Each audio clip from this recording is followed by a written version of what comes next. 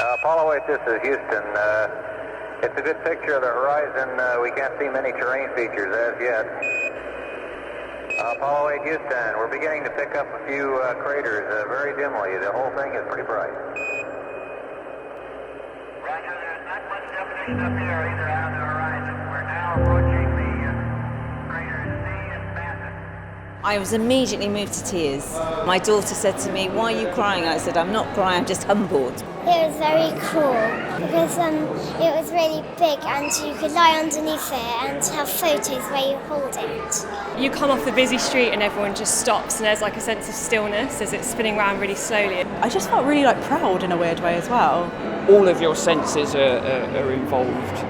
It was amazing. You come from normal life and then you get this little glimpse of something behind the door and then you walk into this amazing dark room. My name is Luke Jerram and I'm the artist behind the Gaia Earth artwork.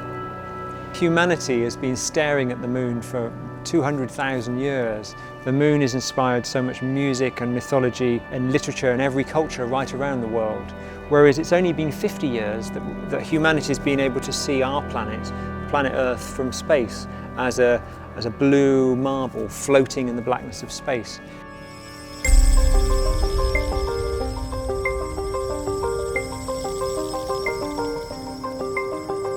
I was so mesmerised by it. It's quite awe-inspiring, really. That mixture of fragility and strength that is there. We were thinking about how small we were. And it feels like I'm on the moon and I'm looking at the Earth. It makes us wonder perhaps what we're doing to our world, what it'll be like for our children's children. It's probably the first time that my son has seen the world in that sort of context. He doesn't understand yet, but he will one day. It makes you feel very small. I think we need to save the world.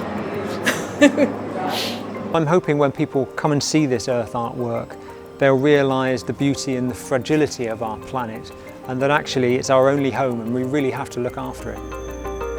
If we don't take action, the collapse of our civilizations and the extinction of much of the natural world is on the horizon.